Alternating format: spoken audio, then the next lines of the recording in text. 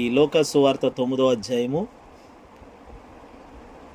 29 నుండి మనం చదువుకుంటే అందులో ప్రాముఖ్యమైనటువంటి వారు యేసుక్రీస్తు, మోషే, ఏలియా.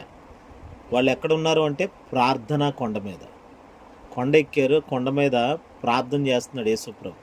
ప్రార్థన చేస్తుంటే ఓ ప్రక్కన ఆయన ముఖము మార్చబడింది, 2 ఆయన వస్త్రములు తెల్లనివై దగదగ మెరుస్తున్నాయి. అంటే ఒక మహిమను, యేసుక్రీస్తు యొక్క మహిమ తేట తెల్లగా అక్కడ యేసుక్రీస్తుతో ఉన్న శిష్యులు చూడగలుగుతున్నారు.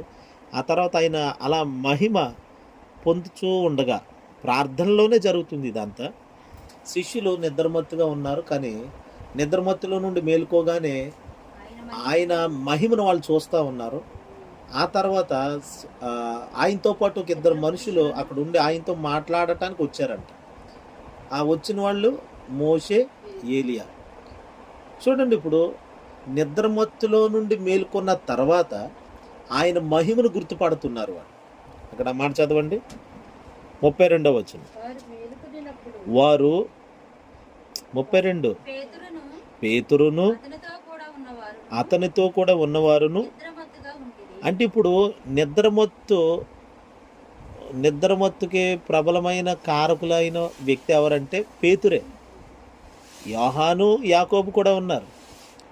ఇప్పుడు పలానా రాజేష్ అన్నామనుకోండి, రాజేష్ అన్నమాట అతను పేరు పెట్టి మిగతా వాళ్ళు పేర్లు పెడతలేదంటే ఆ రాజేష్ అనే వ్యక్తి ముఖ్యమైన వాడు అని అర్థం. ఇప్పుడు ఇక్కడ ఒక టీం ఉంది, యేసు ప్రభుతో పాటు ప్రార్థన చేయడానికి కొండెక్కిన ఒక ప్రేయర్ టీము.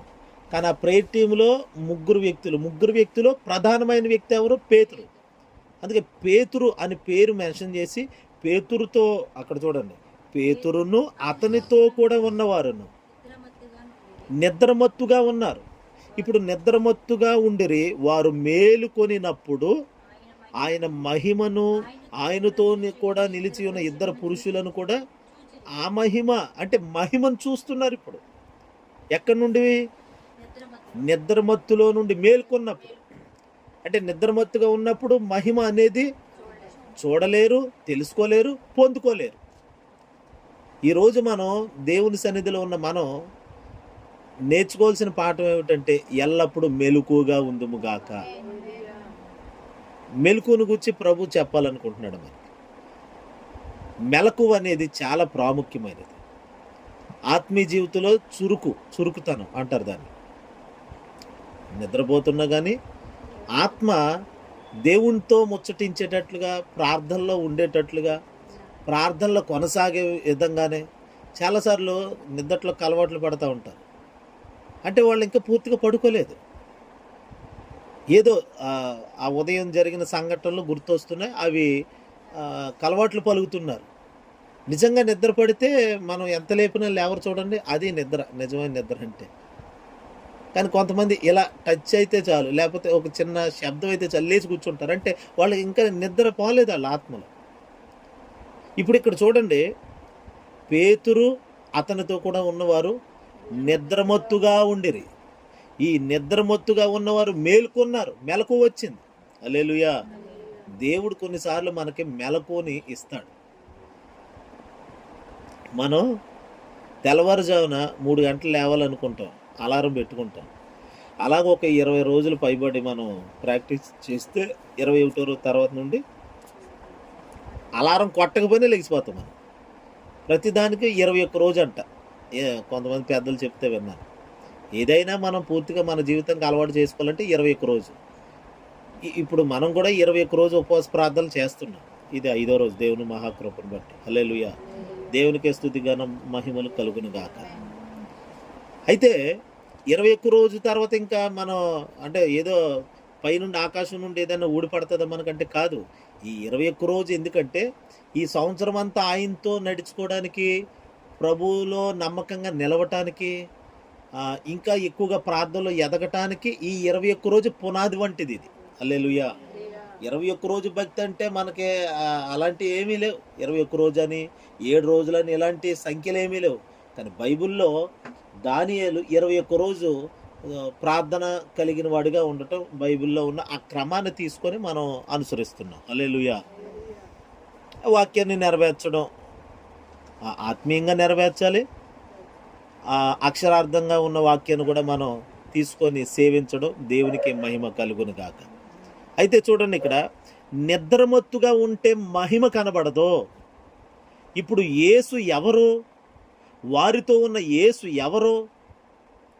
మనము సేవిస్తున్న దేవుడు ఎవరు? మనం కలిగి ఉన్న దేవుడు ఎట్టివాడు, ఎలాంటివాడు? కొన్ని సందర్భాలలో ఆయనను మనం గుర్తు పట్టకపోవడానికి కారణం ఏంటంటే, మనలో ఏదో ఆలాపన మత్తు ఉంటుంది. మెలకుగా ఉన్నా, పనులున్నా, ఎలాంటి పరిస్థితిలో ఉన్నా కానీ అదొక రకమైన మత్తు ఆవరిస్తుంది. అందుకని యేసుక్రీస్తు మహిమను గుర్తుపట్టలేకపోతున్నాం.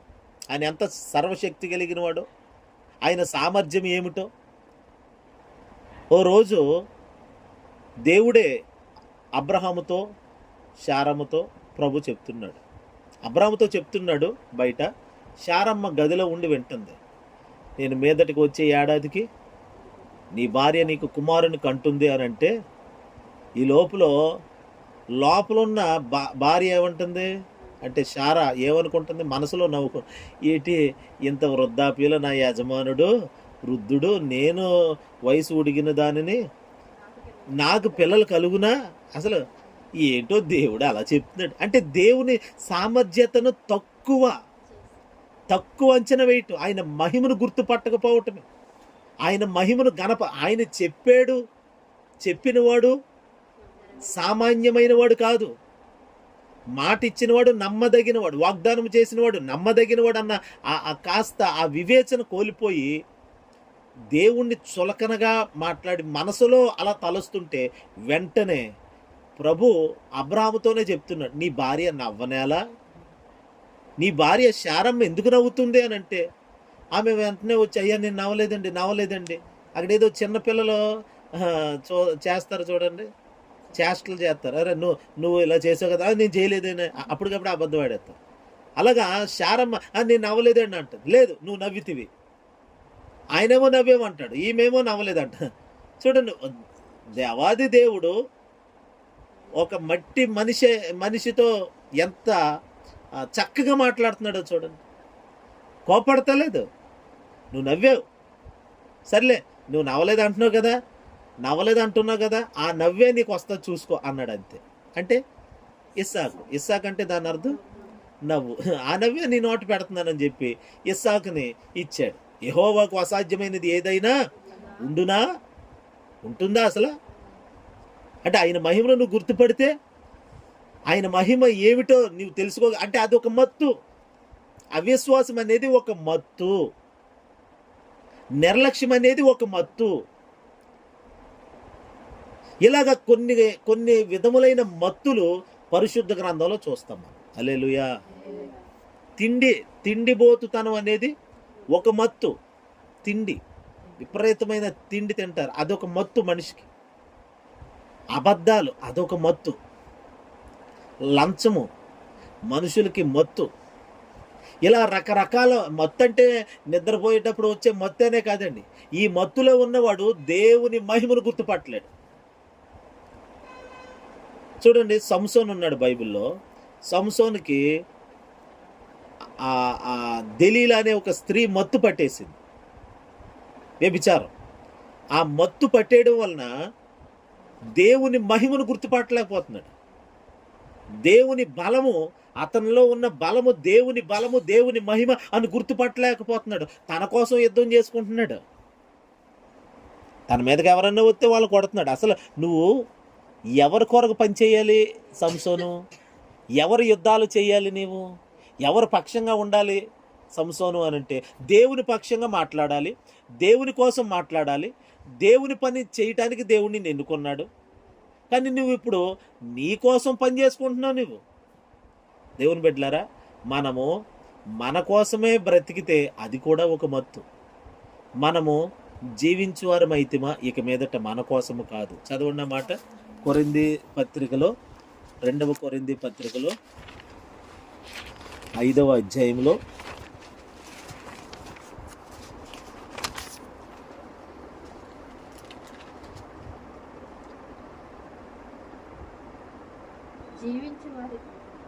5వ జీవించు వారికి మీదట అదుగు 2 కొరింథీ పత్రిక 5వ అధ్యాయము 15వ వచనం.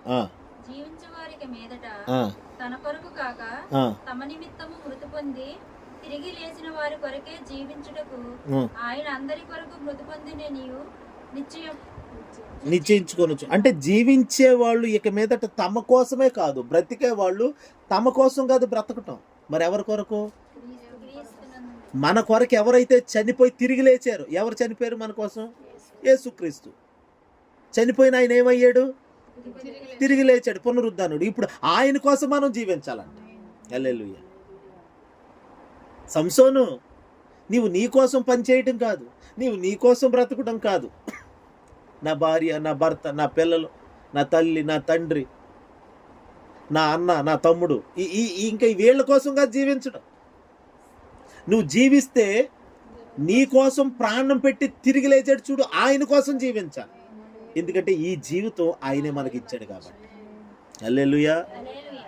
ఈ జీవితము దేవుని దయ వలన మనకు కలిగింది కనుక యేసుక్రీస్తు కొరకే జీవించే బద్దులమై ఉన్నాం మనం.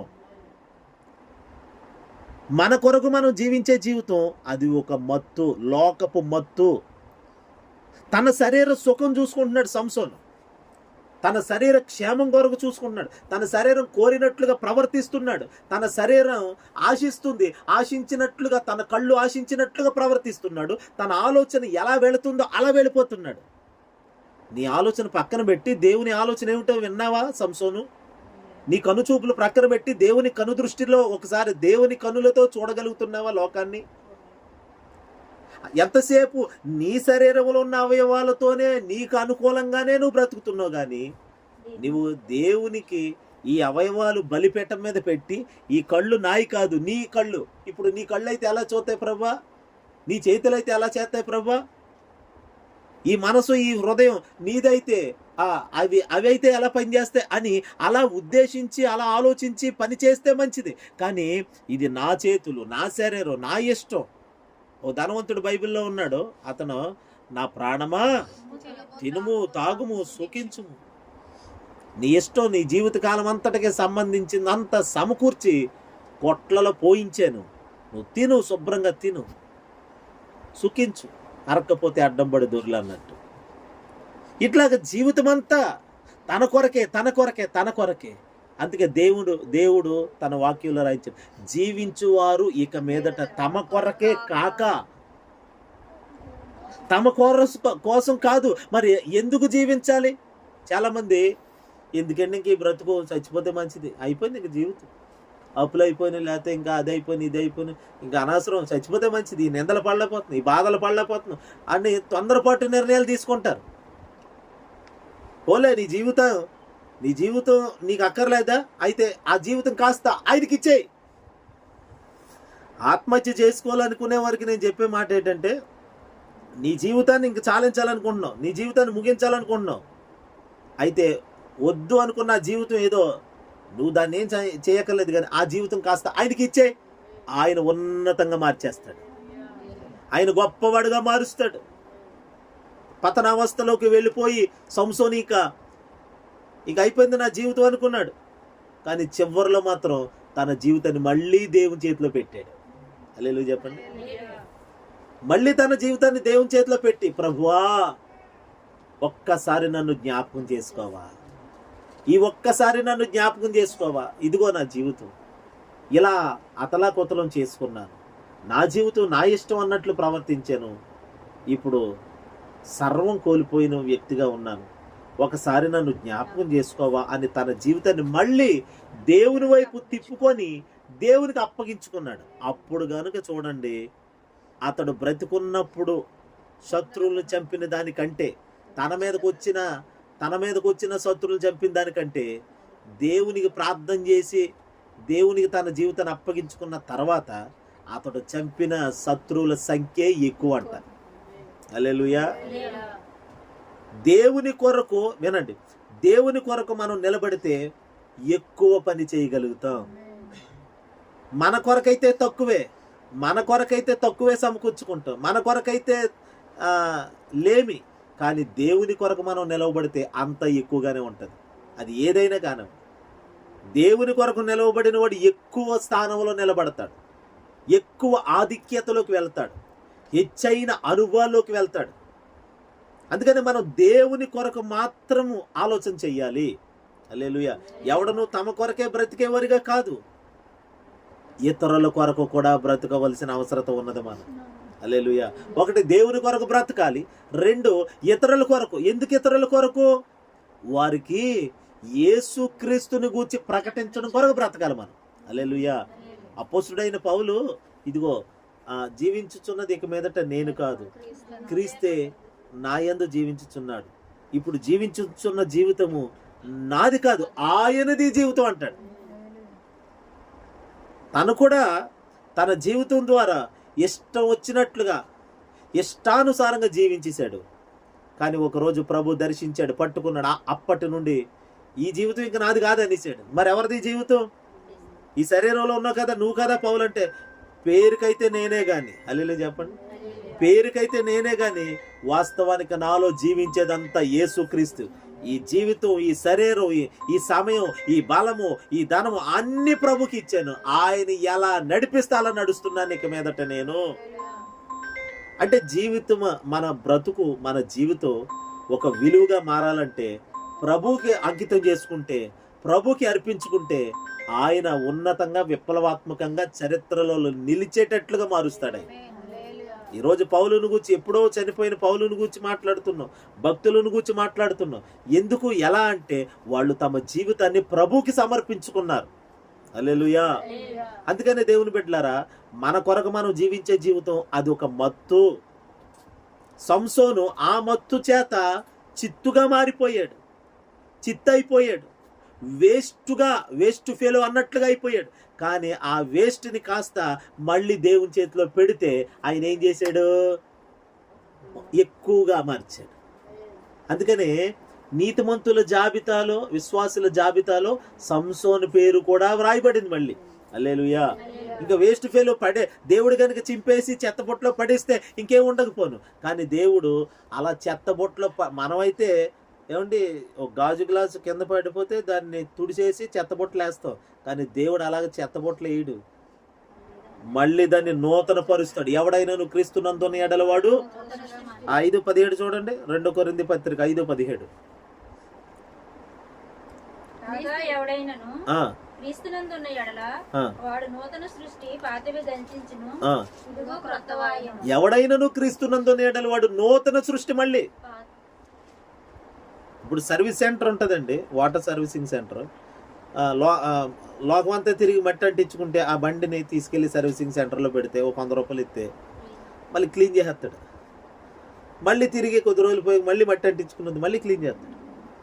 ఓ సర్వీస్, వాటర్ సర్వీస్ జరుగుతుంది.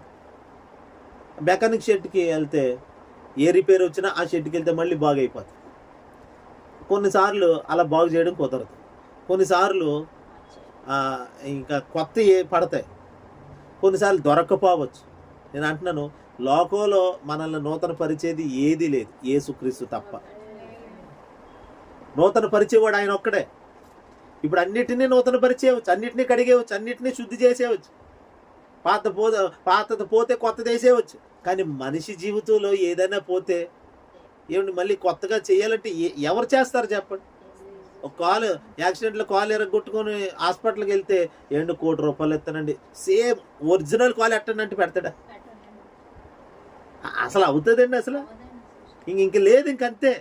నువ్వు 1 కోటి రూపాయలు కాదు, ప్రపంచంలో ఎంత ధనం ఉందో అంత ధనం తెచ్చి ఇచ్చినా ఆ డాక్టర్ ఏం చేయలేడు. చేయగలిగిన వాడు ఒకే ఒకడు, ఆయన పేరు నజరేయుడైన యేసుక్రీస్తు. హల్లెలూయా. ఒక ఊచ చెయ్యగలిగిన వాడు, ఎండిపోయి కొరస చెయ్యి అయిపోయినటువంటి వాడు, ఆయన అతని వైపు చూసి ఈ చెయ్య బాగుపడునుగాక, రెండవ చెయ్యి వలె మారునుగాక అన్నాడు. అంతే.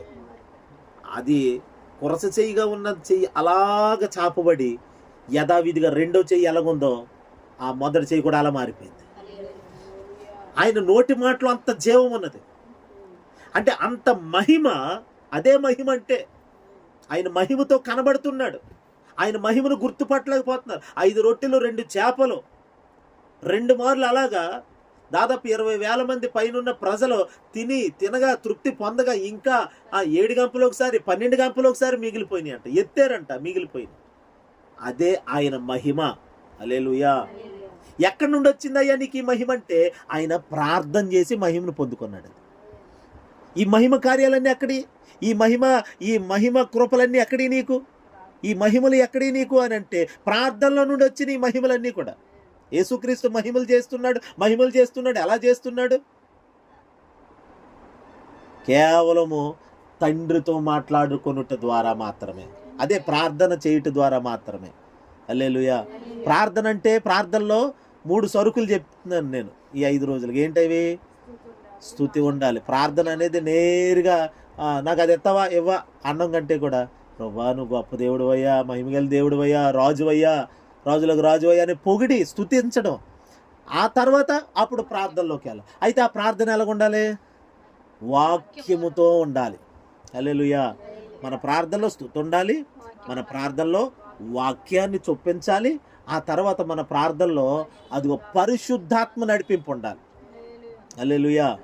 పరిశుద్ధాత్ముడు ఎప్పుడైతే మనతో ప్రార్థన చేపిస్తాడో మనము కూడా మన యొక్క మనవులన్నీ పరిశుద్ధాత్మకు అప్పగించి, పరిశుద్ధాత్ముడా నువ్వు చేయించు ప్రార్థన, నా మట్టుకు నాకు ఇల్లు కావాలి ప్రభా. మనం ప్రార్థనలో కూర్చుంటామండి, ప్రభా నాకు అది కావాలి ఇది కావాలని అడగడం కంటే ఆత్మ సహాయం తీసుకొని, పరిశుద్ధాత్మ సహాయం తీసుకొని ప్రార్థన కనుక చేస్తే ఆయన ఎలా ప్రార్థన చేయాలో, ఎలా యుక్తంగా ప్రార్థన చేయాలో ఆయనకు తెలుసు. హల్లెలూయా. మనం ఎలా యుక్తంగా ప్రార్థన చేయవలనో మనకు తెలియదు, కానీ పరిశుద్ధాత్మ బాగా తెలుసు. దేవుడు ఏ ప్రార్థన ఆలకిస్తాడో, ఎలాంటి ప్రార్థన ఆలకిస్తాడో, ఏ రకంగా ప్రార్థన చేస్తే ఆయన ఆలకిస్తాడో అన్నీ పరిశుద్ధాత్మకు తెలుసు. హల్లెలూయా. ఆయనకి తెలిసినప్పుడు మరి మనం ఆయన ఏం చేయాలి? రాత్రి పరిశుద్ధాత్మకు పేరు పెట్టాం. ఏంటది? రాత్రి అమ్మా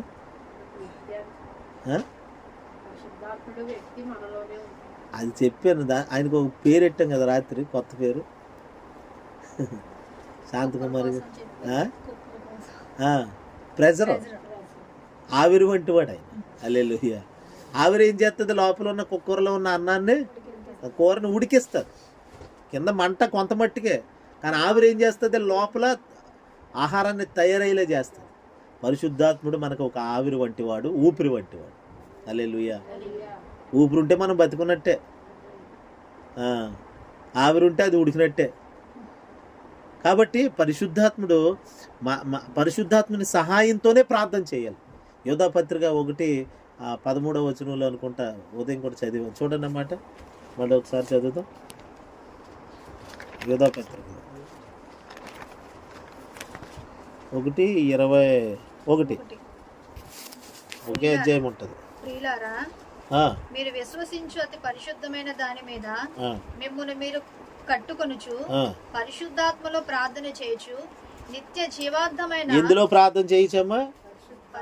పరిశుద్ధాత్మలో ప్రార్థన చేయాలి మనం. నిత్య జీవార్థమైన అంటే పరిశుద్ధాత్మలో ప్రార్థన చేయడం అంటే ఆత్మలోకి మనం ఒక నది అండి, ఒక నదిలోకి వెళ్ళి తపస్సు చేస్తారు చూడండి. చెరువుల్లోకి వెళ్ళి, చెరువు కట్ట మీద, ఆనకట్ట మీద అక్కడక్కడ తపస్సులు చేస్తారు. అక్కడికి వెళ్ళి తపస్సు చేసినట్లుగా మనం ఇప్పుడు ఎక్కడికి వెళ్ళాలి? పరిశుద్ధాత్మ అనే నదిలోకి వెళ్ళాలి ఇప్పుడు. హల్లెలూయా. అది ఒక ప్రపంచం. పరిశుద్ధాత్మ అభిషేకం అంటే ఆత్మ యొక్క సహాయంలోకి వెళ్ళిపోవాలి, పరిశుద్ధాత్మ లీడింగ్లోకి వెళ్ళిపోవాలి, పరిశుద్ధాత్మని యొక్క ప్రసన్నతలోకి వెళ్ళిపోవాలి మనం. హల్లెలూయా. ఓ మాటలో చెప్పాలంటే మన చేతుల్లో మనం ఉండి ప్రార్థన చేయకూడదు, ఆత్మ చేతిలోకి వెళ్ళి ప్రార్థన చేయాలి. అందుకనే ప్రకటన గ్రంథంలో ఆ ప్రకటనలో ఉన్నటువంటి విషయాలన్నీ ఎవరు రాశారు? యోహాను రాశాడు. యోహాను అపోస్తుడైన యోహాను రాశాడు. అంటే యేసుప్రభు శిష్యుడు, ఆయన సహోదరుడు. ఇప్పుడు ఆ యోహాను గారు ఎలా రాశాడు చూడండి అన్నమాట.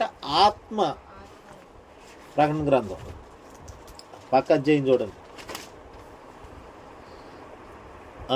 10వ వచనం. 1వ అధ్యాయము ప్రకటన గ్రంథం 1వ అధ్యాయము 10వ వచనం. ప్రభువు దినమందు ఆత్మవశుడునై ఉండగా. ఏ వశంలో ఉన్నాడంట? ఆత్మవశంలోకి వెళ్ళిపోయాడు. అరే నీకేదో మందెట్టి శరీరాల్లో.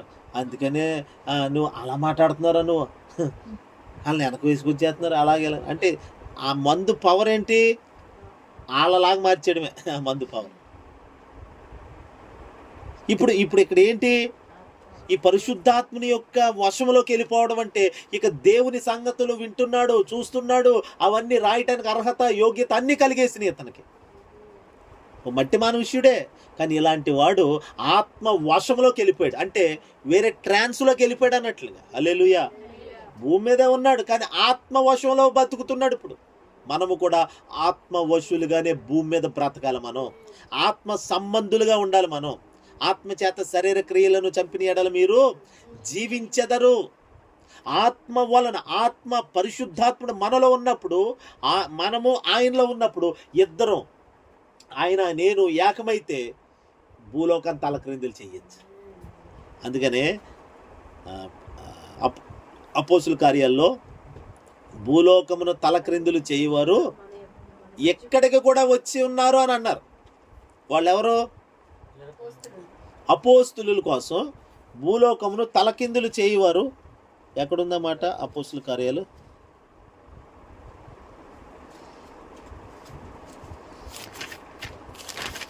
చూడండి.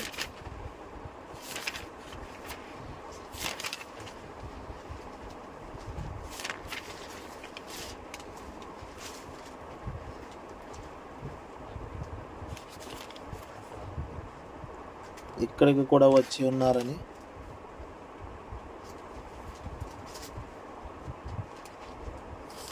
ఎన్నో అధ్యాయం?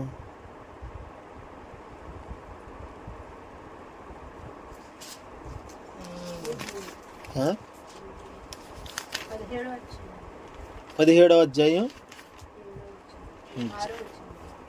అపోస్తుల కార్యాలు 17వ అధ్యాయము 6వ వచనం చదవండి.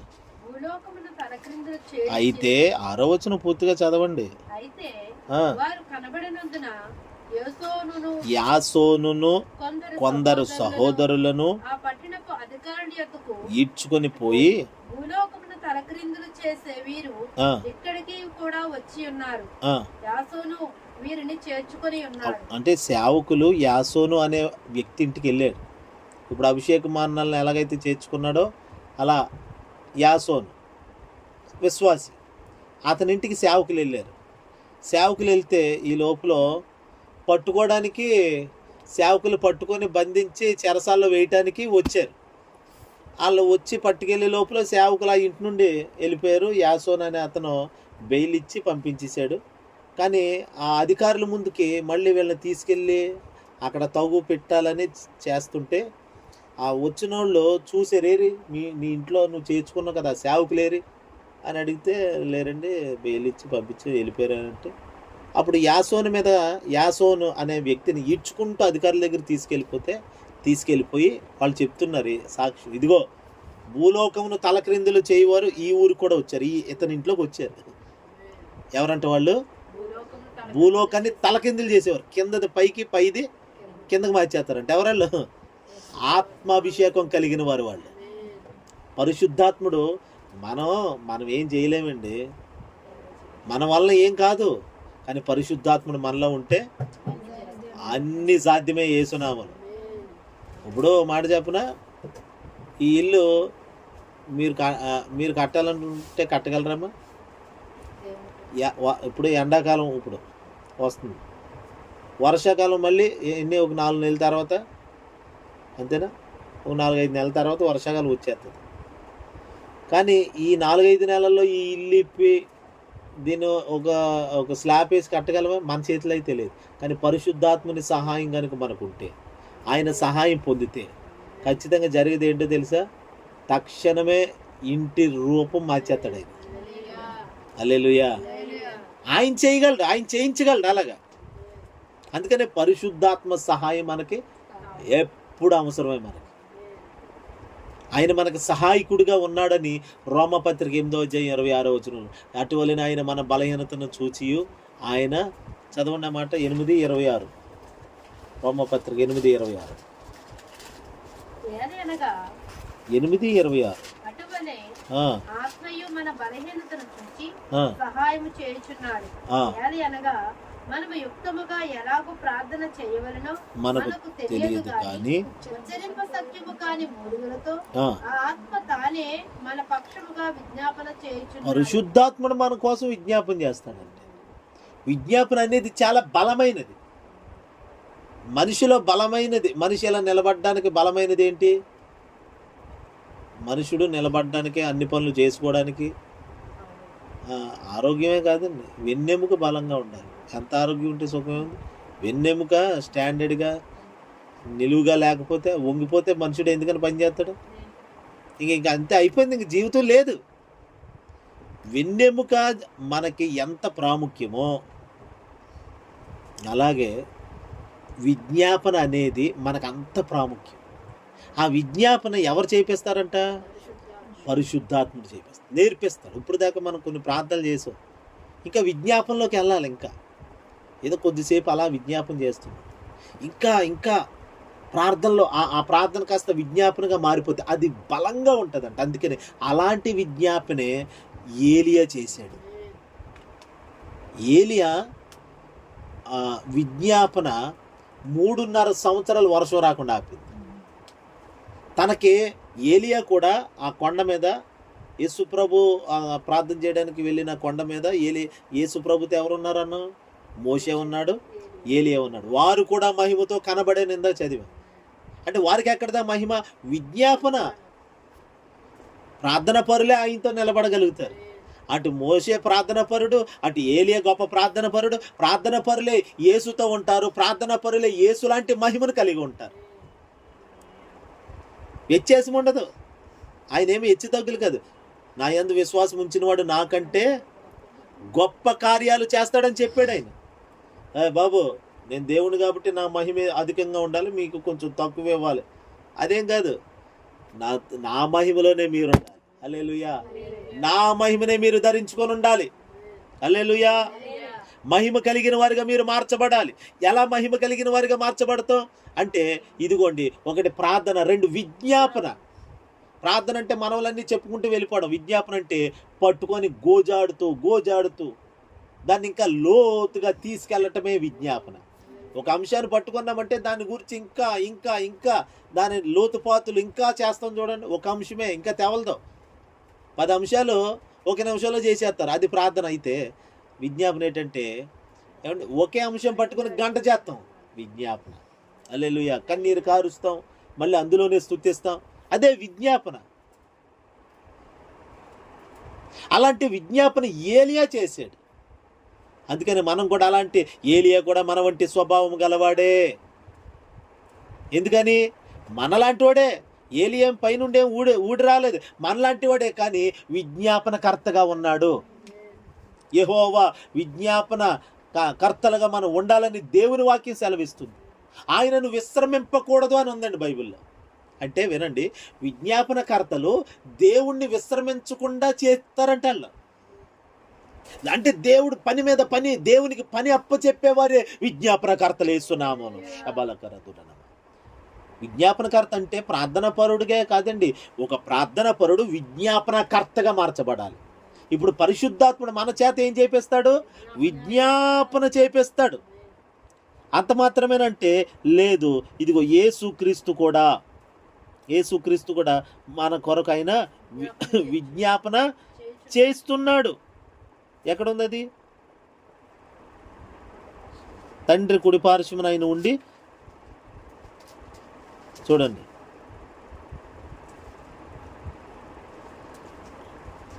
27వ వచనం. అదే రోమపత్రిక. మరియు హృదయములను పరిశోధించువాడు ఆత్మ యొక్క మనసు ఏదో ఎరుగును. ఏలి అనగా ఆయన దేవుని చిత్త ప్రకారము పరిశుద్ధుల కొరకు విజ్ఞాపనము చేయుచున్నాడు. దేవుని ప్రేమించే వారికి అనగా ఆయన సంకల్పము చొప్పున పిలువబడిన వారికి మేలు కలుగుటకై సమస్తమును సమకూడి జరుగుచున్నవని ఎరుగుతుంది. అలాగే చూడండి, హెబ్రీ పత్రిక 7:20 చూడండి. హెబ్రీ పత్రిక 7:25.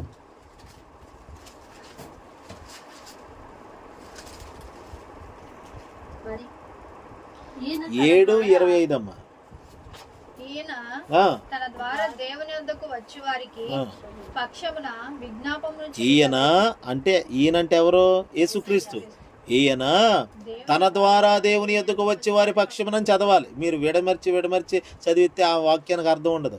ఈయన తన ద్వారా దేవుని యొద్దకు వచ్చి వారి పక్షమున విజ్ఞాపనము చేయుటకు నిరంతరము జీవించుచున్నాడు గనుక వారిని సంపూర్ణంగా రక్షించుటకు శక్తిమంతుడై ఉన్నాడు. హల్లెలూయా. యేసు ప్రభు విజ్ఞాపనకర్త, పరిశుద్ధాత్ముడు విజ్ఞాపనకర్త. విజ్ఞాపనకర్తలుగా మనం ఉన్నామనుకోండి, దేవుణ్ణి విశ్రమించకూడదు, దేవుణ్ణి విశ్రమింపకుండా చెయ్యాలి. విజ్ఞాపనకర్తలు అది చేస్తారు. ఒక ప్రార్థనాపరుడుగా ఉండటమే, ఏదో ప్రార్థన అంశాలన్నీ చెప్పడమే కాదండి, ఓ చెవిలో జోరేగలాగా చెప్తా ఉంటారు, అయ్యే కాదు. విజ్ఞాపన నేర్చుకోవాలి మనం. నేను చెప్తున్నాను, విజ్ఞాపన అనేది వెన్నెముక, జీవితానికి వెన్నెముక, కుటుంబానికి వెన్నెముక, సంఘానికి వెన్నెముక. సంఘములో కర్తలు లేపబడాలి యేసునామం. హల్లెలూయా. దేవుడు నిర్విరామంగా పనిచేస్తాడండి. దేవుడేం ఆగిపోయేవాడు కాదు. ఇశ్రాయేలును కాపాడేవాడు కునుకడు, మరి నిద్రపోకుండా మరి ఆయన ఏం చేస్తాడు? ఆయనతో పని చేయించే వాళ్ళు ఉన్నారు. ఆయన పని చేసే దేవుడు. నువ్వు పని చెప్పు, పని చేస్తాడు దేవుడు. అంటే ఆయన పనివాడా? మన ప్రార్థనలన్నిటికీ జవాబిచ్చే నిజమైన పనివాడు ఆయన. హల్లెలూయా. ఆలకించేవాడు, ఆలకిస్తాడు, శ్రద్ధగా ఆలకిస్తాడు. మనం ఆలకించగలమండి? ఓ మనిషి గంట సేపు ఏదైనా చెప్తుంటే చాలండి బాబు, చిరగొచ్చేస్తుందంట. హల్లెలూయా. వినలేం ఎక్కువ. నాకు ఒక బ్రదరు చెప్పిందే చెప్తాడు, ఫోన్ చేస్తాడు, హైదరాబాద్ ఎక్కడో ఉంటాడు, ఫోన్ చేసి చెప్తూనే ఉంటాడు. బెదరం మొన్న చెప్పావు కదా అన్న, అది తప్ప రైటే చెప్పండి అన్న. ఏది తప్పు రైట్ రా? నీకు మొన్నే కదా చెప్పాను.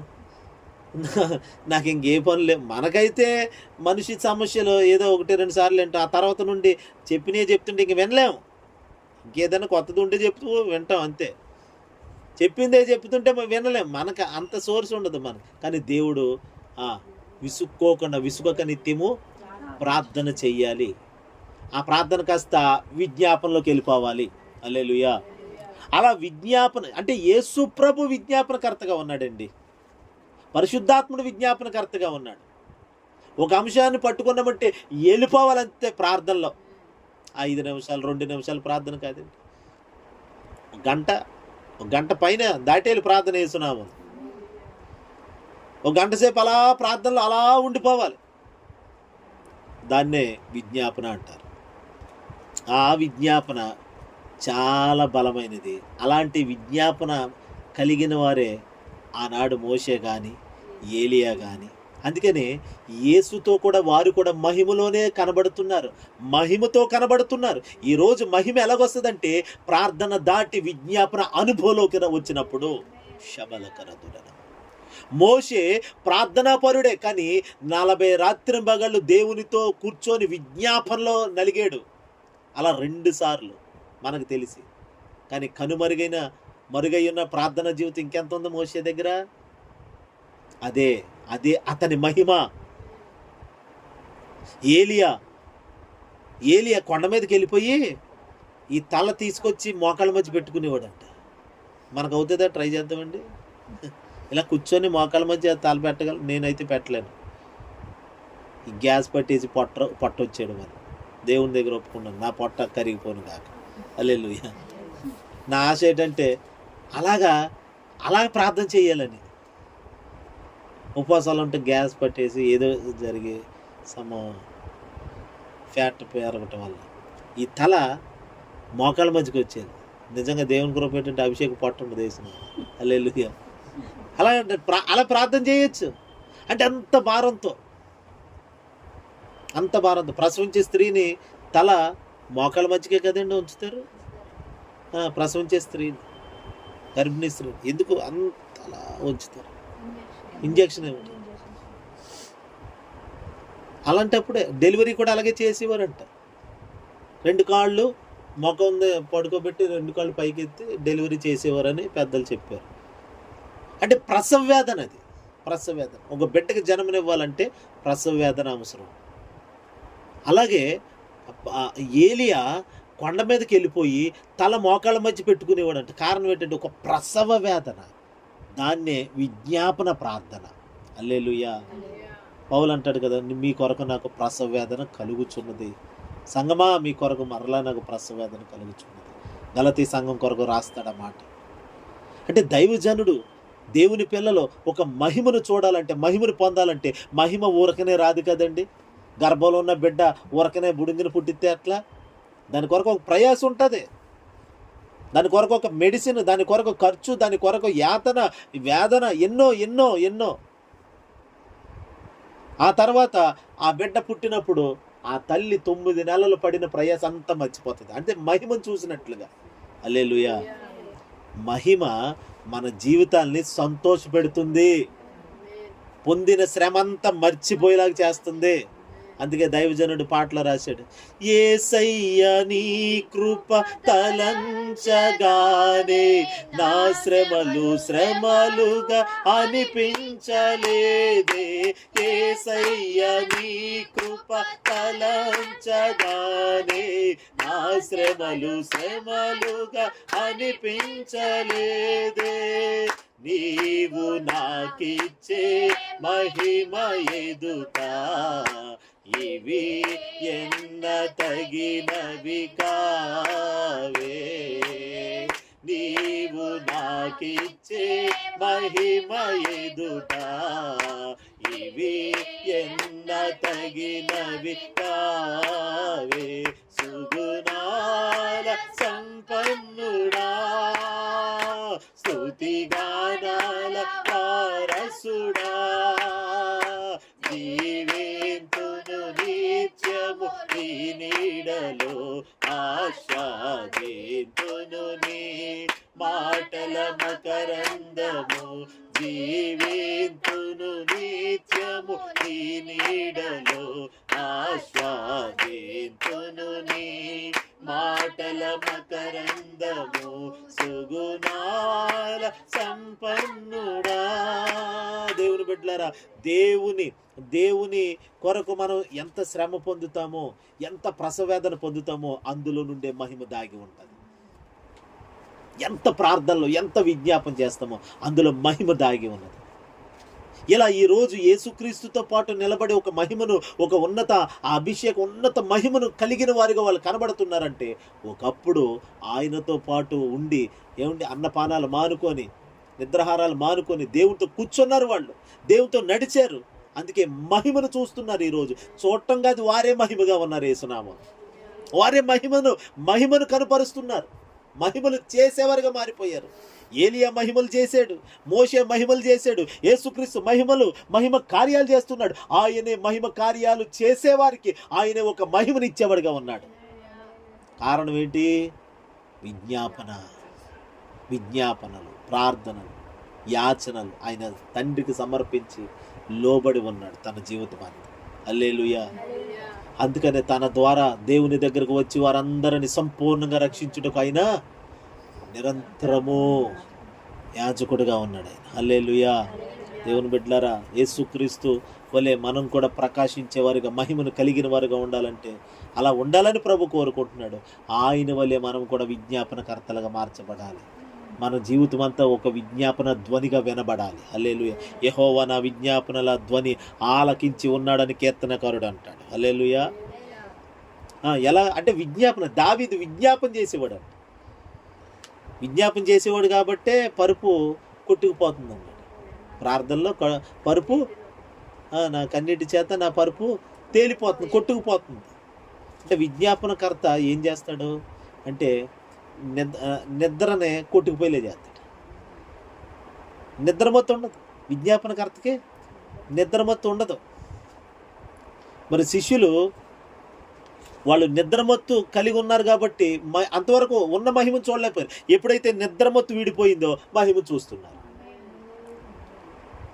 దావీదు ఆ నిద్ర మానుకొని నా పరుపుని కొట్టుకుపోయేలా చేస్తున్నాడు. మన నిద్ర కొట్టుకుపోవాలి. యేసునామా. మధ్యరాత్రి మెలకు వచ్చేసి ప్రార్థనలోకి వెళ్ళిపోయేంతటి అభిషేకముతో అలాంటి మహిమ మన మీదకి వచ్చేయాలి. దేవుని మనసును అర్థం చేసుకోవాలి, దేవుని భారాలు పంచుకోవాలి. దేవుని హృదయంలో ఉన్న వేదనలు ఎన్నో ఉంటే అవి తీసుకొని వాటి గురించి మనం ఆలోచించి ప్రార్థన చేసేవారుగా మారాలి. హల్లెలూయా. అలాంటి వారు దేశానికి పనికొస్తారు. ఇది దేశపు సమస్య అన్నట్టుగా తీసుకోవాలి.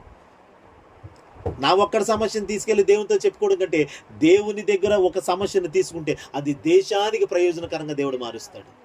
హల్లెలూయా. నా ఒక్కడ పొట్ట కోసం చూసుకుంటే నేను ఒక్కడనే తింటాను. అరే ఇప్పుడు దేశమంతా కరువు ఏం చేయాలి అని ఆలోచించాడు యోసేపు. అందుకని యోసేపుని దేవుడు దేశానికి ప్రయోజనకరమైన వాడిగా మార్చాడు. ఇదో ప్రత్యక్షత. తన ఆకలి కొరకే చూసుకుంటే మాత్రం అతడు అక్కడే ఆగిపోను, యోసేపు చరిత్ర ఉండకపోను. దానియేలు కూడా అరే మనం నశించిపోతారా బాబు, ఎందుకులే మన బాధ ఏదో మనం చూసుకుందాం అనుకుంటే తను చరిత్ర బైబిల్లో ఉండకపోను. కానీ బబులోను సామ్రాజ్యంలో జ్ఞానులందరినీ రక్షించాలనుకున్నాడు. జ్ఞానులందరినీ రక్షించాలనుకుని అయితే ఇప్పుడు ఈ సమస్య ఇది దేశపు సమస్య, మనుషులందరికీ కలిగిన సమస్య. ఏంటి? రాజుగారికి వచ్చిన కలభావం చెప్పాలి నేను.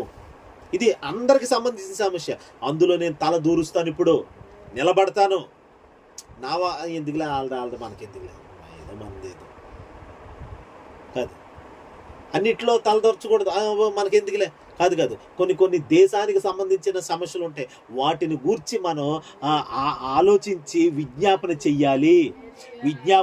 అలాంటి వారిని దేవుడు తీసుకెళ్ళి అక్కడ కూర్చోబెడతాడు యేసునామములో. దేవుని బిడ్డలారా, అందుకనే మనం మన సమస్యలు పట్టించుకోవడం కాదు. మళ్ళీ చెప్తున్నాను, మనం మన కొరకు కాదు, మనం యేసు కొరకు బ్రతకాలి, యేసు కొరకు జీవించాలి. బ్రతుకుతున్న బ్రతుకు, జీవించే జీవితం మీదట మన కోసం కాదు, మనకు బ్రతుకునిచ్చిన యేసు కొరకే జీవించాలి. అలా జీవిస్తే ఆయన మనల్ని ఏదో కుగ్రామంలోనో ఏదో మూల విసిరేసినట్టుగా ఉంచడం, విసిరివేయబడిన మనల్ని తెచ్చి పైన కూర్చోబెడతాడు. హల్లెలూయా. పైకి ఎక్కిస్తాడు. ఎక్కలేనంత ఎత్తైన కొండపైకి, ఎక్కలేనంత ఎత్తైన కొండపై ఎక్కించుము నన్ను నా యేసయ్యా. ఎక్కలేనంత ఎత్తైన కొండపై ఎక్కించుము నన్ను నా యేసయ్యా. పరిపూర్ణమైన నీ దైవత్వమంతా పరిశుద్ధతకే శుభానవాలు.